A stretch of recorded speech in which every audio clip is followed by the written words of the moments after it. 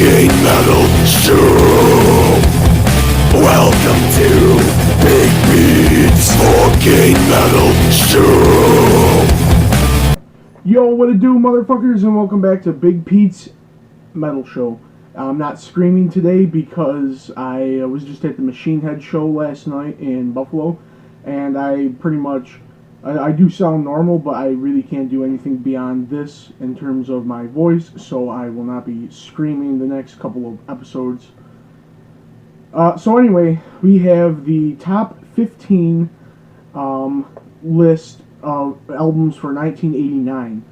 Now, without further ado, let's just jump into this bitch. At number 15, I got Carcass's second sophomore album, Symphonies of Sickness. And this was a very brutal record. You know, it's like grindcore death metal, and it's a very significant improvement over their first album, which just got an honorable mention in the last list. But yeah, pretty heavy brutal shit. Number 14, we got the debut album by Dream Theater, When Dream and Day Unite.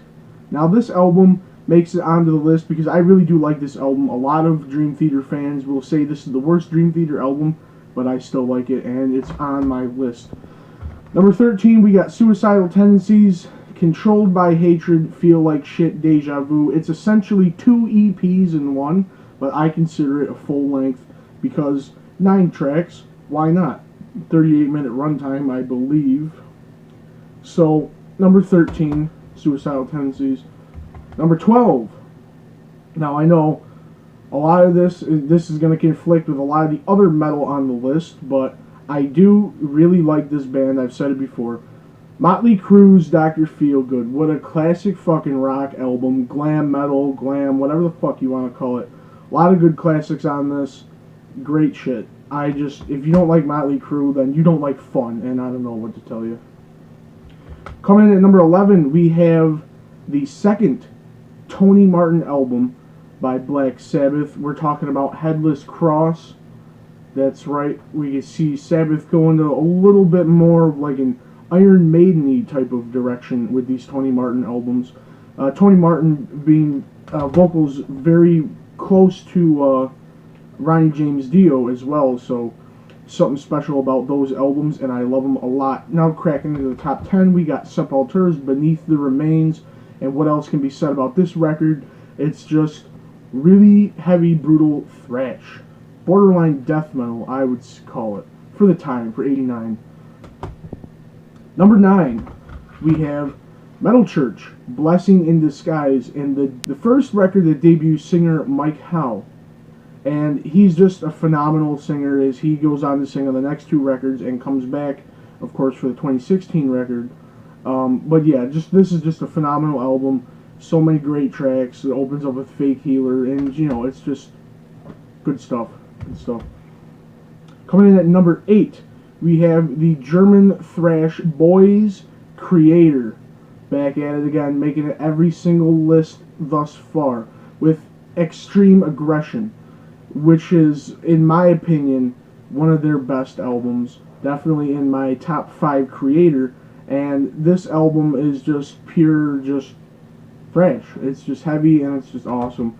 Coming in at number 7, we got more German boys, Sodom, with their Agent Orange album.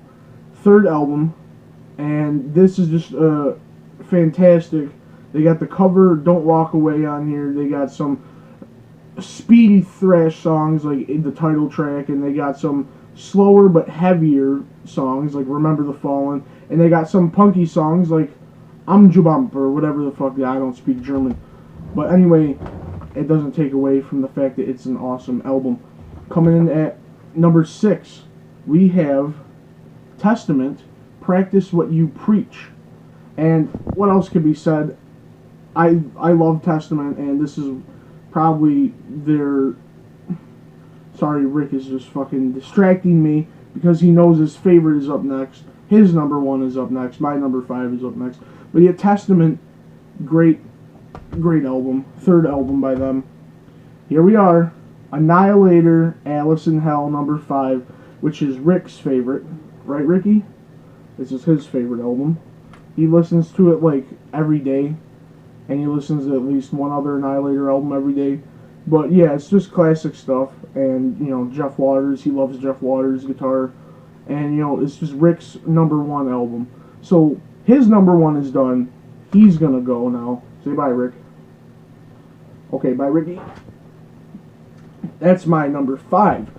However, moving on to number 4, we got Obituary, Slowly We Rot. And what else could be said? This almost made it up a little bit higher on the list, but this is just an amazing record. I was familiar with all the other Obituary discography before I got this album, and I didn't realize just how aggressive and heavy it was. And you know, it just really, it moved pretty far up there. It's an amazing debut album, one of my favorite debut albums. Moving on, number 3, Overkill with the Years of Decay. And if this wasn't the pinnacle, their magnum opus, maybe you think Horoscope is, maybe it's their second magnum opus. Maybe they've had all magnum opuses after this. I think so. But this is the first, of course. So many classic tracks like Elimination, Evil Never Dies, the title track where they slow things down a little bit, almost a ballady, but it's epic and it's amazing. And they have the classic Sabbath sounding fucking doom track, Skull Crusher. This is just it's a varied album, and they really show off their skills, and it's just an amazing record all around. Not just thrash, but some of the best music 1989 had to offer. Coming in at number 2, we have Exodus, Fabulous Disaster. Almost made it to number 1. This album is just, what can I say? This has got to be my favorite Exodus album, because there's every single track on here. I'm not even going to go through every single song on here is amazing in its own way, and I could listen to this for days. Now the only other album that I can listen to even longer is fucking Nuclear Assault's Handle with Care. Now this album is got to be one of the best pieces of music ever made, in my opinion. I really, really love it.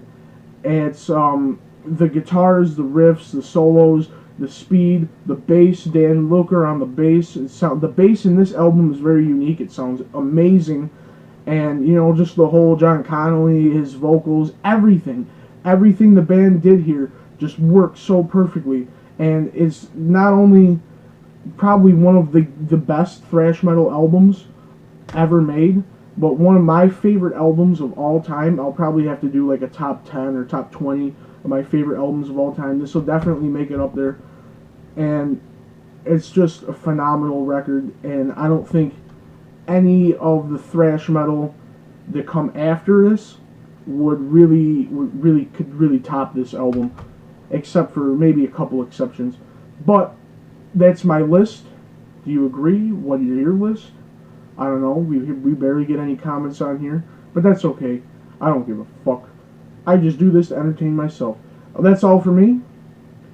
Keep it metal, stay brutal, and peace out.